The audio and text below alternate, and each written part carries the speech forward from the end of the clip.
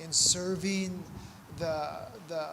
all the people who were in the midst of such fear and loneliness and suffering and distraught, confused. And there he went into this terrible situation. And as we talked about in one of our conferences early on in the retreat, he brought the joy of Jesus into the midst of all this suffering. Because of his own communion with Jesus, realizing in the Holy Eucharist that he becomes one with Jesus, and therefore Jesus' strength and power, his love, his life, his joy is inhabiting him, living through him. And St. Peter Claver trusted in this. He was able to enter into this incredible suffering of the African slaves brought into the New World. And their response was this, that if he has this through being baptized, through having the indwelling Trinity reside in him, I want it too. See, that's what inspires people to be baptized. It wasn't that he went and kind of grabbed them and said, be baptized. I mean, these were mostly adults. No, they saw something in him. They saw, most importantly, this joy of Christ that radiated through him. So he, like we talked about in one of the conferences, he was a city of joy. The city of joy he made in the midst of the people that he served.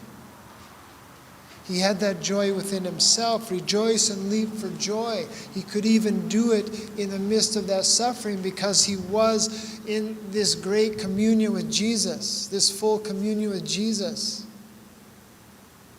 who is the source of our joy. And where he walked to serve, the people were inspired by him, by his very being. Because his being was filled with the Eucharist. And he allowed the Eucharist to penetrate every aspect of his self.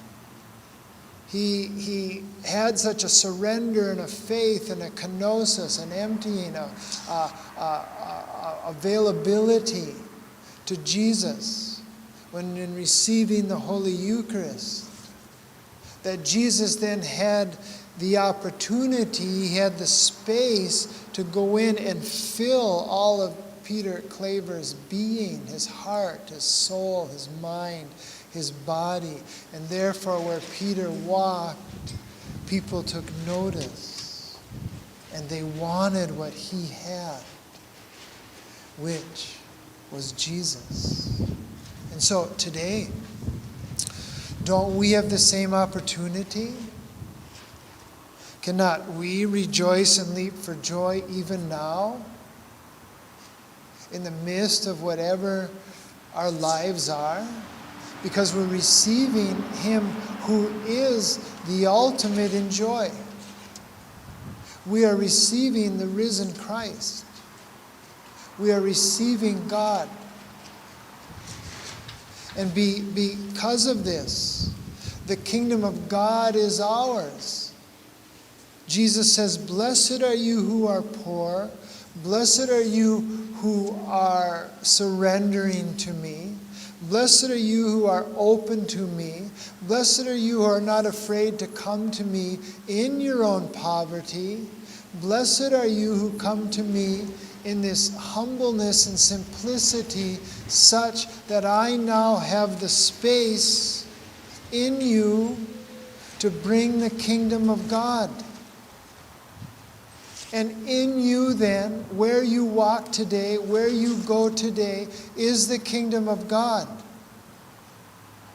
And all you need to do and I need to do is be available to this kingdom of God present into us via the Eucharist, as St. Peter Claver was, trusting in it, surrendering to Him, working in us such that His joy then walks with us today, wherever we go.